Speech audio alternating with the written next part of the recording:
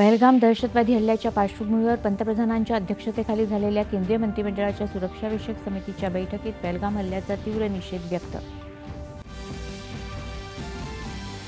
भारतानं पाकिस्तानबरोबरचा सिंधू पाणी करार केला स्थगित. वाघा अटारी सीमा बंद. पाकिस्तानी नागरिकांना भारताचा व्हिसा बंदी. पाकिस्तानी उच्चायुक्तावरही निर्बंध. सैन्य दलांना दक्ष राहण्याचे निर्देश.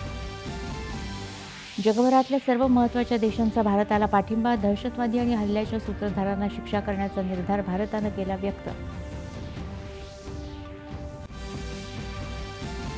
केंद्रीय गृहमंत्री अमित शहा यांची पहलगाम इथं घटनास्थळाला भेट. सुरक्षा व्यवस्थेचा घेतला आढावा. प्रत्यक्षदर्शींशी चर्चा आणि जखमींची केली विचारपूस. दहशतवादी हल्ल्यातील मृतांना केंद्रीय गृहमंत्री अमित शहा यांच्याकडून श्रीनगरमध्ये श्रद्धांजली अर्पण. मृतांच्या कुटुंबियांचं केलं सांत्वन. भारत या दहशतीसमोर झुकणार नाही, गृहमंत्र्यांचा इशारा. लष्कर-ए-तैयबाशी संलग्न टीआरएफ या दहशतवादी संघटनेनं घेतली पहलगाम दहशतवादी हल्ल्याची जबाबदारी. एनआयएकडून कसून तपास सुरू. 3 दहशतवाद्यांचे रेखाचित्र जारी. दहशतवादी हल्ल्यानंतर संपूर्ण काश्मीर खोऱ्यातील सुरक्षेत लक्षणीय वाढ. हल्लेखोर दहशतवाद्यांचा युद्धपातळीवर शोध सुरू. विशेष दल आणि इतर तांत्रिक गुप्तचर यंत्रणा तैनात.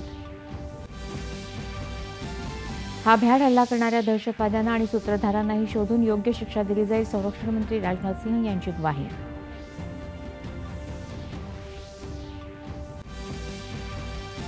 महाराष्ट्रातल्या 3 पर्यटकांचे पार्थिव देह निवासस्थानी दाखल. शोकाकुल वातावरणात मुख्यमंत्र्यांसह इतर नेते आणि जनसमुदायाकडून श्रद्धांजली अर्पण.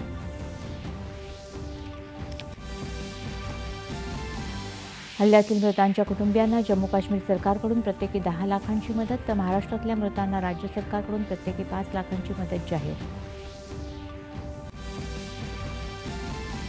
बारामुल्ला इथं शोध मोहिमेदरम्यान झालेल्या चकमकीत 2 दहशतवाद्यांचा खात्मा.